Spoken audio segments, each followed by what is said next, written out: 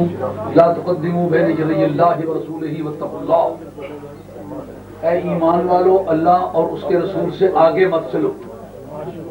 اب آگے چلنے کا یہ مطلب ہوتا ہے کہ ان کی اوپینین استعمال کرنے کی بجائے، قرآن اور حدیث کی رائے استعمال کرنے کی بجائے، قرآن اور حدیث کے احکام کو استعمال کرنے کی بجائے وہ اپنے اٹکل پچھوؤں پر عمل کرے۔ لیکن کہا ایمانداروں سے، بے ایمانوں سے نہیں کہا۔ اس کا نام ہے وجوہ الخطاب، سٹائلز آف ایڈریس۔ یعنی جس وقت کسی کو خطاب کیا جائے تو خطاب کے ٹائٹل سے پتہ چل جاتا ہے کہ اس کے کام کی چیز ہے۔ اس جگہ جو قرآن مجید کا یا ایھا الذین آمنو، اس کا مطلب یہ ایمان کی دولت جس کو محفوظ رکھنی ہے، یہ احکام اس کے لیے ہیں، یہ بے ایمانوں کے لیے نہیں ہے۔ کہا کیا ہے؟ لا تقدموا بین یدی اللہ ورسولہ، اللہ اور اس کے رسول سے آگے مت چلو، جس کا معنی یہ ہے کہ اگر ایمان کی دولت تم سلامت رکھنا چاہتے ہو تو ہر قدم اٹھانے سے پہلے تمہیں یہ فیصلہ کرنا ہوگا کہ اللہ نے کیا کہا ہے، اس کے رسول نے کیا کہا ہے، دونوں نے کیا چاہا ہے۔ چونکہ میں مومن ہوں، ایمان رکھتا ہوں، تو ایمان کی بقا اسی میں ہے کہ میں وہ کام کروں جو اللہ اس کے رسول نے کہے ہیں، میں اس طرح زندگی بسر کروں جسے اللہ اس کے رسول نے کہا ہے۔ اور کہا واتقوا اللہ، اللہ سے ڈرو۔ اس کا مقصد یہ ہے کہ اگر کوئی حاکم وقت تمہارے سر پر ڈنڈا لے کر کھڑا نہیں ہے تو تمہیں پتہ ہو جس نے کہا ہے وہ اللہ ہے، وہ تمہاری خلوت و جلوت، رزم و بزم، ظاہر و باطن، سامنے اور پیچھے، دائیں اور بائیں کو بہت اچھی طرح سے دیکھنے والا ہے۔ اس کے ریکارڈ سے تمہاری کوئی چیز محفوظ نہیں رکھی جا سکتی۔ یہ روز حشر یومئذ تحدث اخبارہا، خود موقع واردات، خود بول کے کہے گا۔ آپ کو اللہ تعالیٰ کبھی مقدمات میں نہ الجھائے، مگر مقدمات میں ایک بڑی بنیادی بحث ہوتی ہے۔ جس وقت کوئی واقعہ وقوع پذیر ہوتا ہے نا تو فوراً سرویر کو بلاتے، پٹواری کو بلاتے، وہ نقشہ موقع واردات بناتا ہے۔ لیکن نقشہ موقع واردات بنانے میں ہزاروں غلطیاں کرتا ہے، ڈائریکشن دینے میں غلطیاں کرتا ہے، فاصلے ماپنے میں غلط کرتا ہے، بعض وقت کسی سے پیسے ویسے لے کر کے جو موقع واردات کو آگے پیچھے بھی کرتا ہے تاکہ کسی مجرم کی مدد کرنی ہے تو کس طرح کی جا سکتی ہے، کسی بے گناہ کو پھنسانا تو نقشہ موقع واردات میں کیا کیا کیا جا سکتا ہے۔ تو لیکن جس جگہ نقشہ موقع واردات بول کے بتائے گا وہاں کیا کیا جا سکے گا۔ رب کہتا ہے یومئذ تحدث اخبارہا، زمین بول کے کہے گی، کائنات کا ذرہ ذرہ پروردگار عالم نے اس پوزیشن میں رکھا ہے کہ جب شہادت کی روح پڑے گی بول کے کہے گا۔ جب نقشہ موقع واردات بتائے گا تو پھر کیا چھپنے کی صورت رہ جاتی ہے۔ واتقوا اللہ، اللہ تعالیٰ سے ڈرو، ان اللہ سمیع علیم، اللہ تعالیٰ سنتا بھی ہے اور جانتا بھی ہے، اللہ سے کوئی چیز پوشیدہ نہیں ہے۔ یا ایھا الذین آمنوا لا ترفعوا اصواتکم فوق صوت النبی، اے ایمان والو تم نبی پاک علیہ السلام کی آواز سے آواز اونچی مت کرو، کیونکہ پیچھے یہ گزر چکا ہوا تھا نا کہ انا فتحنا لک فتحا مبینا لیغفر لک اللہ ما تقدم من ذنبک وما تأخر، تمہارے پہلوں کے پچھلوں کے گناہ تیری وجہ سے معاف کرنے کا فیصلہ ہو چکا ہوا ہے۔ تو آدمی نڈر ہو گیا کہ یہ فیصلہ ہو چکا ہے تو پھر تو بات ہی کچھ نہیں۔ کہا یہ بات یاد رکھو، نبی کی آواز پر آواز اونچی ہو گئی، یہ نہیں دیکھا جائے گا داڑھی کتنی لمبی ہے، یہ نہیں دیکھا جائے گا کہ چوگا کیسا لطیف ہے، یہ نہیں دیکھا جائے گا حجیں کتنی کی ہوئی ہیں، روزے کتنے رکھے ہوئے ہیں، نمازیں کتنی پڑھی ہوئی، سب کاتا کوتا کپاس ہو جائے گا، اور اعمال پر اس طرح کینچی پھر جائے گی کہ تمہیں پتہ ہی نہیں چلے گا کیا ہو گیا ہے۔ وَلَا تَجْهَرُوا لَهُ بِالْقَوْلِ كَجَهْرِ بَعْضِكُمْ لِبَعْضٍ أَن تَحْبَطَ أَعْمَالُكُمْ وَأَنْتُمْ لَا تَشْعُرُونَ، اور تم نبی پاک علیہ السلام کو اس طرح مت بلاؤ جس طرح ایک دوسرے کو بلاتے ہو۔ واقعہ یہ ہوا تھا کہ قبیلہ بنی تمیم کا ایک ڈیلیگیشن سرکار کی بارگاہ میں آیا، اور وہ چونکہ سیرت کی کتابوں میں لکھا ہے 9 سال ہجرت میں آیا ہے، اس لیے اس صورت کے نزول کے بارے میں مفسرین کی تحقیق یہی ہے کہ 9 سال ہجرت میں نازل ہوئی۔ یہ وہ وقت ہے جب دین کے باقی معاملات تکمیل کی طرف جا رہے ہیں، ان کو بتایا کہ سب کچھ ہو چکنے کے بعد تمہیں پھونک پھونک کے قدم رکھنا ہوگا۔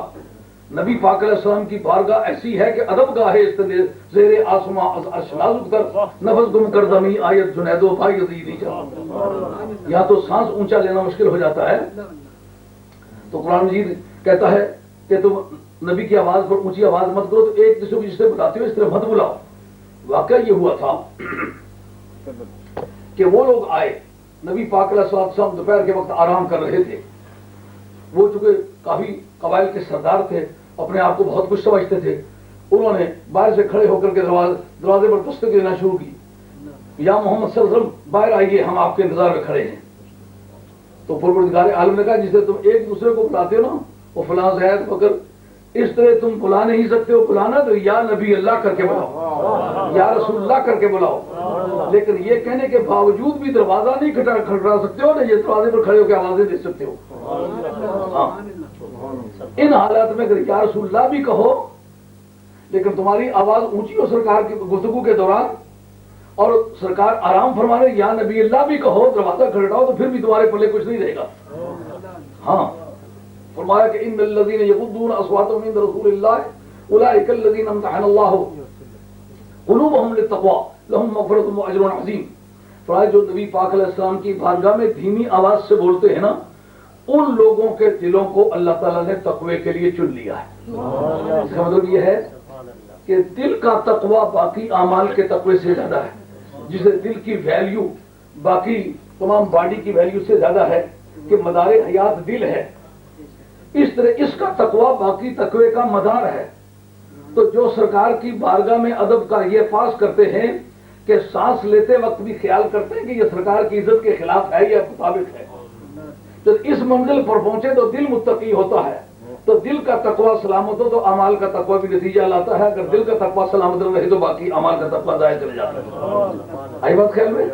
فرمایا کہ اس کے بعد فرمایا ان الذین ینادونک من وراء الحجرات، وہ جو انہوں نے کام کیا تھا نا، اب اس کا بھی نام لیا۔ فرمایا بے شک وہ لوگ کہ جو حجرات کے پیچھے کھڑے ہو کر، سرکار کے دو عالم علیہ السلام کے ازواج مطہرات کے 9 حجرے تھے نا، 9 بیویاں رہتی تھی۔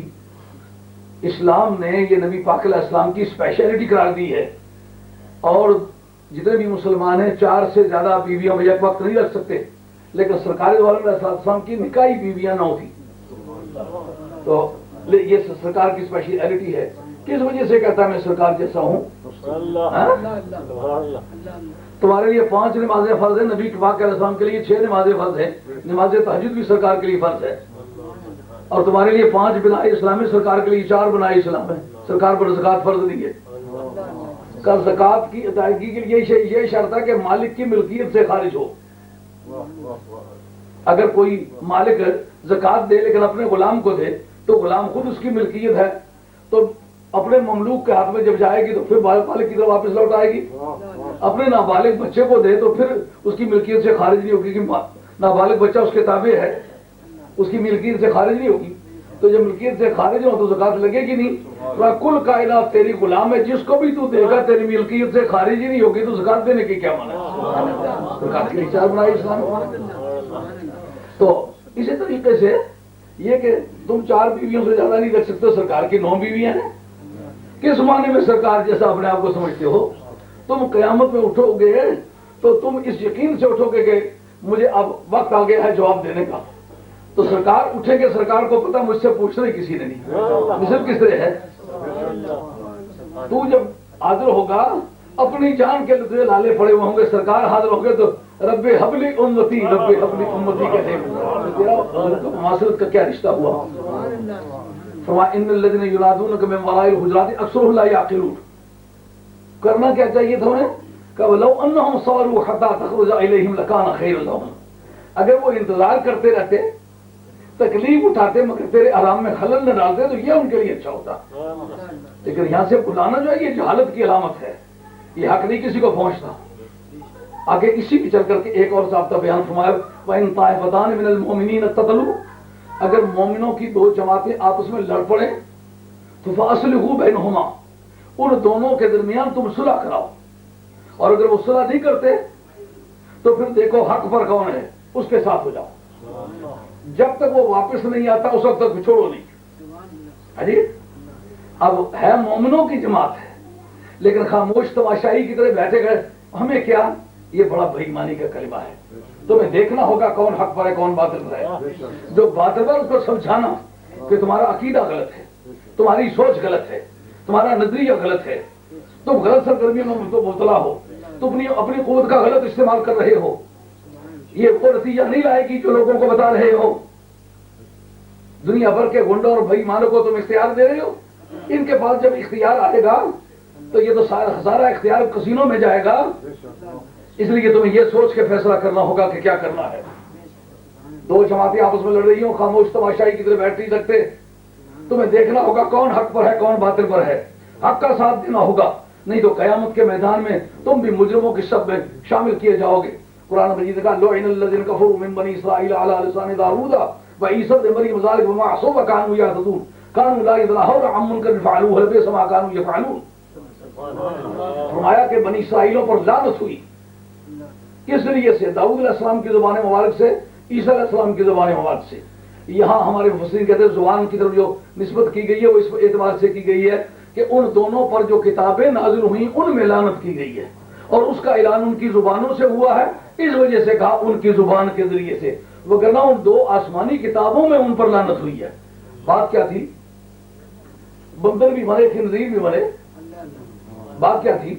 اس دن مچھلیاں پکڑتے تھے جس دن منع کیا گیا، اور جس دن منع کیا گیا تھا اللہ تعالیٰ کی طرف تو آزمائش، مچھلیاں اس طرح جس طرح کے ریس کے گھوڑے گردنیں اٹھا کر کے اپنے بکس میں بےتاب ہوتے نا دوڑنے کے لیے، اس طرح جناب گردنیں نکالی ہوئی دوڑتی چلی آ رہی ہے. اور وہ جناب کوئی پکڑتا، کوئی حوض بنائے ہوئے ان میں بند کر دیتا. یہ بے ایمانی کی سخت کئی ڈھنگ ہیں. یہ مصر پریزنٹیشن، غلط نمائی، یہ آج کا قصہ نہیں، یہ کاؤنٹر فیٹ پرانی دولت ہے. لیکن دیکھنا یہ انجام کسی کا کیا ہوا ہے. بے ایمانی چھپنے والی چیز ہے. جس کو دنیا میں عزت کی زندگی گزارنی ہے خدا اور اس کے رسول کی اطاعت کرے. بے ایمانی کے ذریعے سے ملنے والی دولت زوال، بے ایمانی کے ذریعے سے عزت ملنے والی ایک دن نظر زوال. آج دیکھو نبی پاک علیہ السلام کے غلاموں کی قبر بھی عزت والی ہے کہ نہیں؟ کیا دولت چھوڑ کے گئے تھے. مکے میں گھر رہ گئے تھے، غریب الوطن مسافر ہو کر کے آئے، لیکن دولت ان کی قبروں کے گردا گرد گھومی کہ نہ گھومی. وقتی طور پر تو لوگوں نے کہا تھا یہ بھاگ گئے، اب کیا ہوگا؟ لیکن رات کی تاریکی میں گئے، دن کی روشنی میں واپس آئے کہ نہ آئے. حق کو غالب آنے کی عادت، دیر سے غالب آئی ہے، سویر سے حق غالب آنے والی چیز ہے. اللہ اللہ اللہ اللہ اللہ، بڑے سمجھنے والے مسائل ہیں. فرمایا تمہیں ایسے جھوٹے طریقے سے زندگی نہیں گزارنی. سمجھو قرآن نے کیا کہا ہے. ان پر لعنت ہوئی جو ایسا کرتے تھے. اب جناب اس میں ایک طبقہ ایسا تھا جو مچھلیاں پکڑتا تھا، اور ایک وہ تھا جو منع کرتا تھا. ایک وقت ہم شریف آدمی، ہم ایسے جھگڑوں میں پڑتے ہی نہیں. جناب نے ان شریفوں کو بھی بے ایمانوں میں چالان کیا. ان کا تم اپنے آپ کو شریف سمجھتے ہو، خدا کو فسادی سمجھتے ہو، رسول کو فسادی سمجھتے ہو. جس نے بدی سے روکا وہ خدا ہے اور اس کا رسول ہے، تو تم بدی کے مقابلے میں چپ رہنے کو شرافت سمجھو تو بے ایمانی سمجھو. اسے بات سمجھ آئی نہیں سمجھ پائی. اب جناب اس کا نام ہوا قانون کی زبان میں کرمنل ابیٹمنٹ، اعانت مجرمانہ. جرم کو دیکھنا. ادارے 5 ہیں قانون کے. ایک قانون ساز ہے لیجسلیشن، ایک ایگزیکٹو ہے قانون کو مینٹین کرنے والا، اور ایک ہے جوڈیشری قانون کے مطابق فیصلے کرنے والا، اور چوتھا ادارہ ویجیلنس آف پیپل، لوگوں کی گرم نگاہی. میں بات کی تو 4 ادارے بنتے ہیں. ویجیلنس آف پیپل، لوگوں کی گرم نگاہی. یہ ادارہ حکومت کے پاس نہیں ہوتا، یہ عوام کے پاس ہوتا ہے. قانون بنانا بھی حکومت کا کام ہے، قانون کو چلانا بھی یہ حکومت کا کام ہے، اور قانون کی خلاف ورزی کرنے والوں کو سزا دینے کا کام یہ بھی حکومت کا ہوتا ہے. لیکن ویجیلنس آف پیپل، لوگوں کی گرم نگاہی. دیکھیں کیسا بے ایمان ہے، کیسا خبیث آدمی، دیکھو کیا کر رہا ہے، کیسا بے ادب ہے، کیسا گستاخ ہے. اس ادارے کا نام تو آپ معاشرے میں کچھ نہیں رکھتے، لیکن آپ روزانہ کی بول چال میں اس کے چند ایک ہنٹس بتاتا ہوں آپ کو. تو کہتا ہے اس بابے نے بات کی، میں نے تو چل کس کے اس کے منہ پہ 2 لگا لوں، لیکن میں نے سوچا لوگ مجھے کیا کہیں گے، لوگ مجھے کیا کہیں گے. یہ جو لوگ مجھے کیا کہیں گے، اس کا نام ہے ویجیلنس آف پیپل. یعنی اگر تم اس کو روک نہیں سکتے ہو، دل سے تو برا سمجھتے ہو، یہ تو وہ تمہیں کرنا چاہیے. کون کر دے گا؟ تھوک دو اس کے منہ، پیشانی میں شگن ڈالو، برا کہو، کہنے کی توفیق نہیں، پوچھ دے دو، چہرے پر خوشی کا اثر دکھاؤ. یہ ویجیلنس آف پیپل ہے. اب قرآن نے کہا قانون اللہ اتنا ہو نہ منکر فعلوا ولبئس ما كانوا يفعلون. اس وجہ سے ان کو اس سیکشن میں چالان کیا کہ قاتل بھی قاتل ہے اور قاتل کا ہاتھ نہ پکڑنے والا بھی قاتل ہے. اس نے فیسیلیٹیٹ کیا اس کو جو ارتکاب جرم کو آسان بنا. بات سمجھ آئی نہیں آئی؟ قیامت کے میدان میں یہ کہنے کی پوزیشن میں تو نہیں ہوگے کہ جناب بات سمجھ نہیں آئی تھی.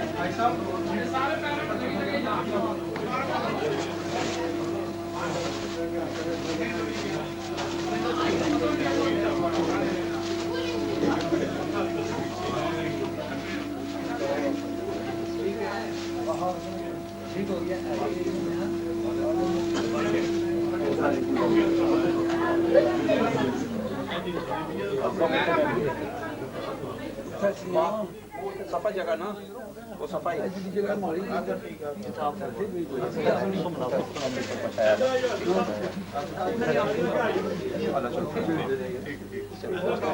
جس طرح آپ ایک میں پیپر چاہیے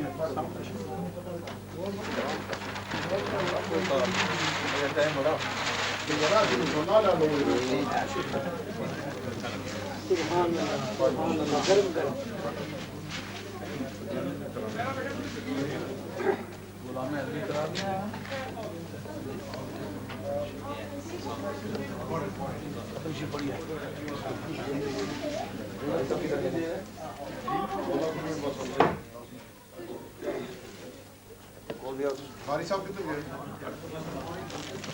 چلو اپنا ختم شی پڑھ دینا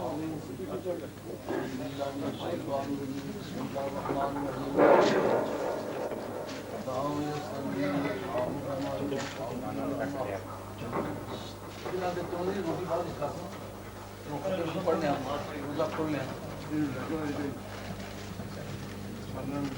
شام کی نماز پڑھنے کے بعد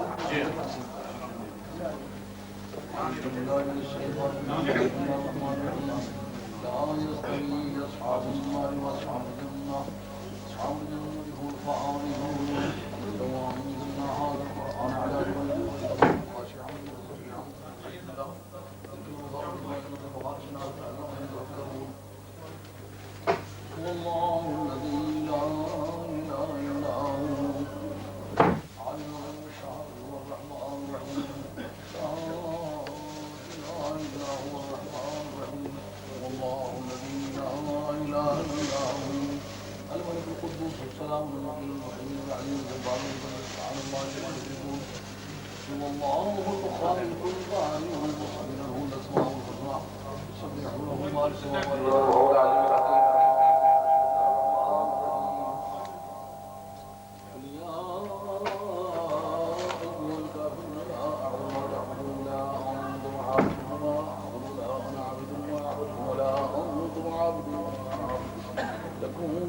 واليدين بسم الله الرحمن الرحيم قل هو الله احد الله الصمد لم يلد ولم يولد ولم يكن له كفوا احد بسم الله الرحمن الرحيم قل هو الله احد الله الصمد لم يلد ولم يولد ولم يكن له بسم الله الرحمن الرحيم قل هو الله احد الله الصمد لم يلد ولم يولد ولم يكن له كفوا احد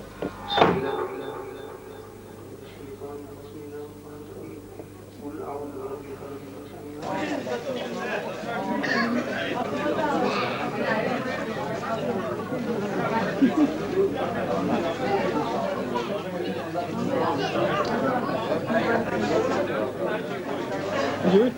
Dứt.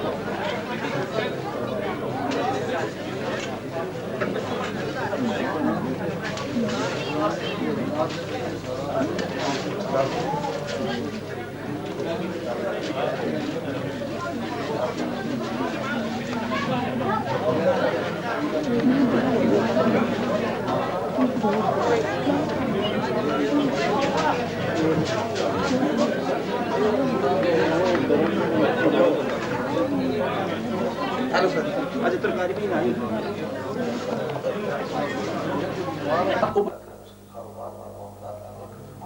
آمین اس نے گلف کنٹریز میں بہت سارے ہمارے مخلصین ہیں جو ہمارے دینی جھنڈے کو بلند کیا ہوا ہے کام کر رہے ہیں اللہ کی کچھ وقت فرمائے آمین اس مجلس میں جتنے دوست آئے بیٹھے ہیں جس دوست کا جو ایک مقصد ہے